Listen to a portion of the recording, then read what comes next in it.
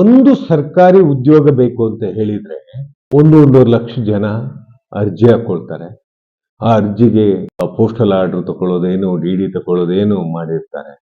ಹಗಲು ರಾತ್ರಿ ಓದಿ ಆ ಉದ್ಯೋಗವನ್ನ ಗಳಿಸ್ಲಿಕ್ಕೆ ಬಹಳಷ್ಟು ಶ್ರಮವನ್ನ ಹಾಕೊಂಡಿರ್ತಾರೆ. ಇಂಥ ಅಧಿಕಾರಿಗಳು ನೇಣಿಗೆ ಶರಣಾಗ್ತಾ ಇರುವಂತದ್ದು ಕರ್ನಾಟಕದಲ್ಲಿ ವಿಷಾದನೀಯವಾದಂತ ಸಂಗತಿ. ಇವರು ತಮ್ಮ ಗ್ರಿವೆನ್ಸಸ್ ಅಂದ್ರೆ ತಮ್ಮ ನೋವು, ಸಂಕಟಗಳು ಮತ್ತು ತಮ್ಮ ಆಚರಣೆಗಳು ಇವುಗಳನ್ನೆಲ್ಲ ಬಲಿಷ್ಠವಾಗಿ ಮುನ್ನಡೆಸ್ಕೊಂಡು ಹೋಗ್ಲಿಕ್ಕೆ ಸರ್ಕಾರಿ ನೌಕರರ ಸಂಘ ಅಂತ ಇದೆ. ಆ ಸಂಘಕ್ಕೆ ಎಲೆಕ್ಷನ್ ಆಗತ್ತೆ, ಎಲ್ಲವೂ ಆಗತ್ತೆ. ಆದ್ರೆ ನಮ್ಮ ನೌಕರರ ಹಿತವನ್ನ, ಸರ್ಕಾರಿ ನೌಕರರ ಹಿತವನ್ನ ಕಾಯ್ತಾ ಇದ್ದಾರೆ ಇವರೆಲ್ಲರೂ ಸೇರಿ ಅಂತ ಹೇಳಿದ್ರೆ ಇಲ್ಲ. ಇವರ ಬೆಳೆಕಾಳು ಬೇಯಿಸ್ಕೊಳ್ಳುವ ಪ್ರಯತ್ನದಲ್ಲೇ ಇರ್ತಾರೆ. ಎಲ್ಲರ ಬಗ್ಗೆನೂ ಹೇಳ್ತಾ ಇಲ್ಲ, ಕೆಲವ್ರ ಬಗ್ಗೆ ಅಂತೂ ಹೇಳ್ತೇನೆ. ಯಾವುದೇ ಅಧಿಕಾರಿಯ ಸಾವಿನ ಮನೆಯ ಮುಂದೆ ಇವರು ಒಂದು ಹೂನಾರ ಹಾಕೋದು ಬಿಟ್ಟು ಯಾಕೆ ಸಮಸ್ಯೆ ಆಯ್ತು, ಯಾಕೆ ಈ ಸಮಸ್ಯೆಗೆ ಯಾರು ಉತ್ತರದಾಯಕವನ್ನ ನೀಡಬೇಕು ಅನ್ನುವಂತ ವಿಚಾರದಲ್ಲಿ ಎಲ್ಲೋ ಸರ್ಕಾರಿ ನೌಕರರು ಕೂಡ ಸೋಲ್ತಾ ಇದ್ದಾರೇನೋ, ನೌಕರರ ಸಂಘವೂ ಕೂಡ ಸೋಲ್ತಾ ಇದೆಯೇನೋ ಅಂತ ಅನ್ನಿಸ್ತದೆ. ಬಹಳಷ್ಟು ಪ್ರಕರಣದಲ್ಲಿ ಇತ್ತೀಚಿನ ಈ 3 ವರ್ಷಗಳಲ್ಲಿ ಸರ್ಕಾರಿ ನೌಕರರು 328 ಜನ ಆತ್ಮಹತ್ಯೆ ಮಾಡಿಕೊಂಡಿದ್ದಾರೆ. ಆತ್ಮಹತ್ಯೆ ಮಾಡಿಕೊಂಡ ಕೂಡಲೇ ಇವರ ಮಕ್ಕಳಿಗೂ ಕೂಡ ಅನುಕಂಪ ಉದ್ಯೋಗವೂ ಸಿಗೋದಿಲ್ಲ. ಯಾಕೆ ಈ ಸರ್ಕಾರಿ ನೌಕರರು ಆತ್ಮಹತ್ಯೆ ಮಾಡ್ಕೊಳ್ತಾ ಇದ್ದಾರೆ ಅಂತ ಹೇಳಿದ್ರೆ ವರ್ಕ್ ಪ್ರೆಷರ್. ಕೆಲವು ಕಡೆ ಕೆಲಸ ಮಾಡಿದ್ರು ಮಾಡ್ದಂಗಿರ್ತಾರೆ. ಒಂದು. ಎರಡನೇದು ಓವರ್ಲೋಡೆಡ್ ಕೆಲಸವನ್ನ ಒಬ್ಬ ಇನ್ನೋಸೆಂಟ್ ಮೇಲೆ ಏರುವಂತಹ ಕೆಲಸವನ್ನು ಕೆಲವರು ಮಾಡ್ತಾ ಇದ್ದಾರೆ.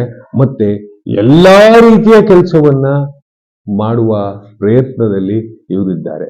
ಯಾರೋ VIP ತಂದು ಬಂದ್ರು ಅಂದ್ರೆ ಅವ್ರಿಗೆ ಟೀ ತಂದು ಕೊಡೋದ್ರಿಂದ ಹಿಡಿದು, ಊಟ ತಂದು ಕೊಡೋದ್ರಿಂದ ಹಿಡಿದು, ಅವ್ರನ್ನ ಕಾಯ್ಕೊಳ್ಳುವ ಕಾವಲುಗಾರರಾಗಿಯೂ ಕೂಡ ಇವ್ರು ಇರುವಂತದ್ದು ನಮ್ಮ ಕಣ್ಣು ಮುಂದೆ ಕಂಡು ಬರ್ತಾ ಇದೆ.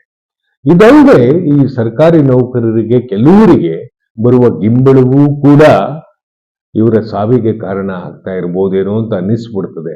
ಭ್ರಷ್ಟಾಚಾರವೂ ಕೂಡ ಒಂದು ಹಂತದಲ್ಲಿ ಇವರ ಸಾವಿಗೆ ಕಾರಣವಾಗ್ತಿದೆ. ಒಂದು. ಮತ್ತು ಅಕ್ರಮ ಸಂಬಂಧಗಳು ಅದು ಒಂದು ಸ್ವಲ್ಪ ಮಾಮೂಲಿನೇ ಆಗೋಗಿದೆ ಸರ್ಕಾರಿ ನೌಕರರ ಕೆಲವರ ವಿಚಾರದಲ್ಲಿ. ಈ ಎಲ್ಲವೂ ಕೂಡ ಸಂಘರ್ಷ, ಕೌಟುಂಬಿಕ ಸಂಘರ್ಷಗಳು ಉಂಟಾಗ್ಲಿಕ್ಕೆ ಕಾರಣೀಭೂತವಾದಂತ ಅಂಶವಾಗ್ತಾ ಇರುವಂತದ್ದು ಭಾರಿ ಮುಖ್ಯವಾದಂತ ಅಂಶ ಸರ್. ಈ ವಿಷಯವನ್ನ ನಾವು ಬಹಳ ಗಂಭೀರವಾಗಿ ಪರಿಗಣಿಸಿ ಅದರಲ್ಲಿ ಮುಖ್ಯವಾಗಿ ನೋಡಿ 24 ಜನ ಈ ವರ್ಷ ಪೊಲೀಸ್ ಆಫೀಸರ್ಗಳೇ ನೇಣ ಕನ್ಸುತ್ತೋಗ್ಬಿಟ್ಟವ್ರೆ. 3 ವರ್ಷದಲ್ಲಿ ಒಟ್ಟು 54 ಜನ ಪೊಲೀಸ್ ಆಫೀಸರ್ಗಳು ನೇಣ ಕನ್ಸುತ್ತೋಗ್ಬಿಟ್ಟವ್ರೆ.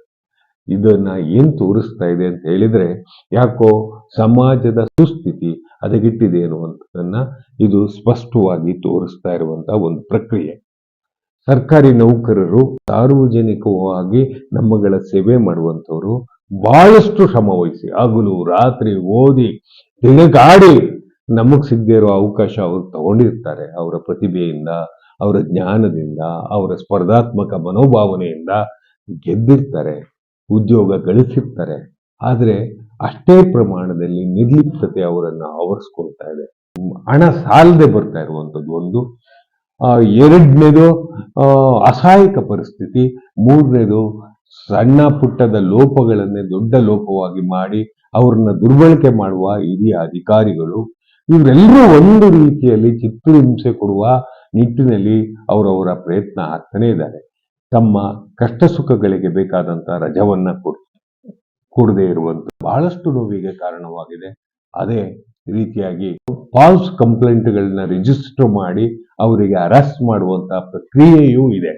ಕೆಲವು ಸಾರ್ವಜನಿಕರಿಗೆ ಅರೆಸ್ಟ್ ಮಾಡುವುದೇ ಕೆಲಸ ಆಗ್ಬಿಟ್ಟಿರ್ತದೆ. ಕೆಲವರಿಗೆ, ಎಲ್ರಿಗೂ ಅಂತ ಹೇಳಲಿಕ್ಕೆ ಬರೋದೇ ಇಲ್ಲ.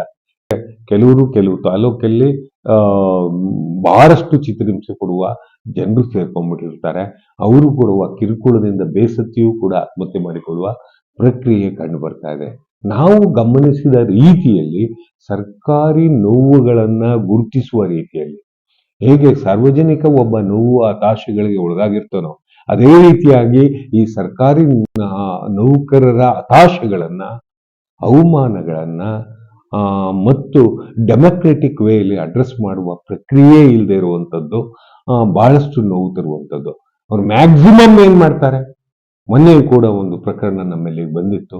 ಅವರು ಕೂಡ ಸರ್ಕಾರಿ ನೌಕರರು, ಅವರು ಕೂಡ ದೊಡ್ಡ ಮಟ್ಟದ ಸಂಬಳವನ್ನ ತೆಕ್ಕೊಳ್ಳುವಂತವ್ರು. ಅವರ ಹಿರಿಯ ಅಧಿಕಾರಿ ಕೊಡ್ತಿದ್ದಂತ ಲೈಂಗಿಕ ಕಿರುಕುಳದಿಂದ ಬೇಸತ್ತು ಸೂಸೈಡ್ಗೆ ಹೋಗುವ ಎಫರ್ಟ್ ಅನ್ನು ಹಾಕಿದ್ರು. ಆ ಕಾರಣದಿಂದ ಈ ಅಂಕಿ ಅಂಶಗಳನ್ನ ತಗೊಂಡ್ವಿ. ಯಾಕೆ ಅವ್ರ ಹೈಯರ್ ಅಥಾರಿಟಿಗೆ ಹೋದ್ರೂ ಕೂಡ ವ್ಯಂಗ್ಯವಾಗಿ ಅವಮಾನಕರವಾಗಿ ನೋಡೋದೇ ಆಗಿರ್ತಿತ್ತು. ನಮ್ಮ ಮಹಿಳಾ ಆಯೋಗದವರು ಒಂದು ನೋಟಿಸ್ ಕಳಿಸಿ ಮಹಿಳಾ ಆಯೋಗದವರು ಅವಳ ಪರವಾಗಿ ನಿಂತ್ಕೊಂಡಿದ್ರು. ಆಕೆಯ ಪರವಾಗಿ ಹೆಸರನ್ನ ಬಹಿರಂಗಪಡಿಸ್ತಾ ಇಲ್ಲ.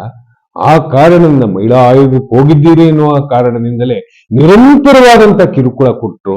ಅವಳು ಇನ್ನು ನಾನು ಸಾಯಲೇಬೇಕು ಅಂದಾಗ ಅಲ್ಲಿ ಎಲ್ಲಾ ಸ್ನೇಹಿತರುಗಳು ಅವಳನ್ನ ಕರ್ಕೊಂಡು ಬಂದು ಸಾವಧಾನ ಮತ್ತು ಆಪ್ತ ಸಮಾಲೋಚನೆಗೋಸ್ಕರ ಇಲ್ಲಿ ಕರ್ಕೊಂಡ್ಬಂದಿದ್ರು ಒಡನಾಡಿಗೆ. ಇದು ಒಂದು ರೀತಿಯ ಭೀಕರತೆಯನ್ನ ನಮ್ಮ ಮುಂದೆ ಇಡ್ತಾ ಬಂತು. ನೋಡಿ, ಚಾಮರಾಜನಗರದಂತ ಹಿಂದುಳಿದ ಜಿಲ್ಲೆಯಲ್ಲಿಯೂ ಕೂಡ 5 ಜನ ಪೊಲೀಸ್ ಆಫೀಸರ್ ನೇಣಾಕೊಂಡು ಸುತ್ತೋಗಿದ್ದಾರೆ ಅಂದ್ರೆ ಯಾಕಪ್ಪ ಸುತ್ತೋಗಿದ್ದಾರೆ ಅಂದ್ರೆ, ಒಂದು ಫೈನಾನ್ಷಿಯಲ್ ಮ್ಯಾಟರ್ಸ್, ಇನ್ನೊಂದು ಅಕ್ರಮ ಸಂಬಂಧ, ಇನ್ನೂರು ಕಿರುಕುಳ, ಮೇಲಧಿಕಾರಿಯ ಕಿರುಕುಳ ಅಂತ ಅನ್ನೋದು ಬಂತು. ಏನನ್ನು ತೋರಿಸ್ತಾ ಇದೆ, ಯಾವ ನಿಟ್ಟಿನಲ್ಲಿ ತೋರಿಸ್ತಾ ಇದೆ ಅಂತ ಹೇಳಿದ್ರೆ, ಈ ದಿಕ್ಸೂಚಿ ಸಮಾಜವನ್ನ ಆತಂಕವನ್ನೊಡ್ಡುವ ರೀತಿಯಲ್ಲಿದೆ. ಈ ಕಾರಣದಿಂದ ಸರ್ಕಾರಿ ಅಧಿಕಾರಿಗಳು, ವಿಶೇಷವಾಗಿ ಸರ್ಕಾರಿ ಅಧಿಕಾರಿಗಳ ಸಂಘದವರು ಈ ತರದ ಪ್ರಯತ್ನಗಳ ಬಗ್ಗೆ ಅಡ್ರೆಸ್ ಮಾಡಬೇಕು. ವೋಟ್ ತಗೋತಾರೆ, ಕೂತ್ಕೋತಾರೆ, ಬೆಂಗಳೂರಲ್ಲೆಲ್ಲೋ ವಾಸ ಮಾಡ್ತಾರೆ. ಹಿಂಗಾಗ್ಬಾರ್ದು. ಏನಿದು ಕಿರುಕುಳ ಅನ್ನುವಂಥದ್ದನ್ನ ಇವ್ಯಾಲ್ಯೂಯೇಟ್ ಮಾಡಬೇಕು. ಯಾಕೆ ಈ ಕಿರುಕುಳ ಅನ್ನುವಂಥದ್ದು ಹಿರಿಯ ಅಧಿಕಾರಿ ಅದು ಗಮನಿಸಬೇಕು. ಇವರು ಕೂಡ ಲೋಪಗಳಿಂದ ಆಚೆ ಬರಬೇಕು. ತಮ್ಮಿಂದ ಎಲೆಕ್ಟ್ ಆದ ಕಾರಣದಿಂದ ಅವರ ಯೋಗಕ್ಷೇಮವನ್ನು ನೋಡುವಂಥದ್ದು ನೌಕರರ ಸಂಘದ ಆದ್ಯ ಕರ್ತವ್ಯ ಅದು ರೆವಿನ್ಯೂ ಸಂಘ ಆಗಿರ್ಬೋದು, SC ಸಂಘಗಳಾಗಿರ್ಬೋದು, ಅಥವಾ ಮತ್ತೊಂದು ಸಂಘಗಳಾಗಿರ್ಬೋದು. ಅವರಲ್ಲಿ ಸಾವಿನ ಪ್ರಮಾಣ ಜಾಸ್ತಿ ಆಗ್ತಾ ಇದ್ದಾಗ ನಾವು ಗಮನಿಸುವ ಪ್ರಕ್ರಿಯೆಗೆ ಚಾಲನೆ ಕೊಡಬೇಕು. ಆ ಸಮಾಜದ ಸ್ವಸ್ಥತೆ ಭಾರಿ ಮುಖ್ಯವಾಗತ್ತೆ.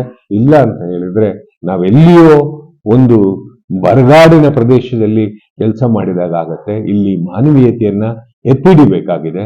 ಆ ಅಧಿಕಾರಿಗಳು ಸಾರ್ವಜನಿಕರ ಅಹವಾಲುಗಳನ್ನು ಕೇಳಬೇಕು. ಅದೇ ರೀತಿಯಾಗಿ ನೌಕರರ ಸಮಸ್ಯೆಗಳ ಅಹವಾಲುಗಳನ್ನು ಈ ಹಿರಿಯ ಅಧಿಕಾರಿಗಳು ಕೇಳಬೇಕು. ಆದ್ರೆ ಇಲ್ಲಿ ಗುಲಾಮಿ ಪದ್ಧತಿಯೇನೇ ಅಳವಡಿಸ್ಕೊಂಡಿರೋದ್ರಿಂದ ಗುಲಾಮರ ತರ ಜೀವನ ಮಾಡಬೇಕಾದಂತ ಅನಿವಾರ್ಯ ಸ್ಥಿತಿಗೆ ಸಿಕ್ಕಾಕೊಂಡ್ಬಿಟ್ಟಿದೆ.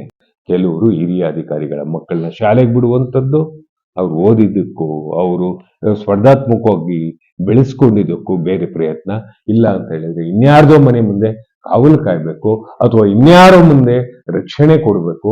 ಇವೆಲ್ಲವೂ ಕೂಡ ಹತಾಶೆಗೆ ತಳ್ತಾ ಇರುವಂತ ಸಂದರ್ಭದಲ್ಲಿ ನಮಗೆ ಹೊಸ ಸರ್ಕಾರಿ ನೌಕರರಿಗೆ ಆದ ಯೋಗಕ್ಷೇಮಕ್ಕೆ ಪೂರಕವಾದಂತಹ ಒಂದು ವಿಶೇಷವಾದಂತಹ ತನಿಖಾ ದಳವನ್ನ ನೇಮಕ ಮಾಡಿಕೊಂಡು ಇವರಿಗೆ ಆದಂತಹ ಹೊಸ ವೈಜ್ಞಾನಿಕ ರೀತಿಯಾದಂತಹ ಅಂಶಗಳಲ್ಲಿ ತರಬೇತಿಗಳನ್ನ ಕೊಡಬೇಕು ಅಂತನ್ನುವಂಥದ್ದು ನಮ್ಮ ಸಂಸ್ಥೆಯಿಂದ ವಿನಮ್ರ ಮನವಿ ಸರ್ಕಾರಕ್ಕೆ ಅಂತ ಹೇಳಲಿಕ್ಕೆ ಇಷ್ಟಪಡ್ತೇನೆ.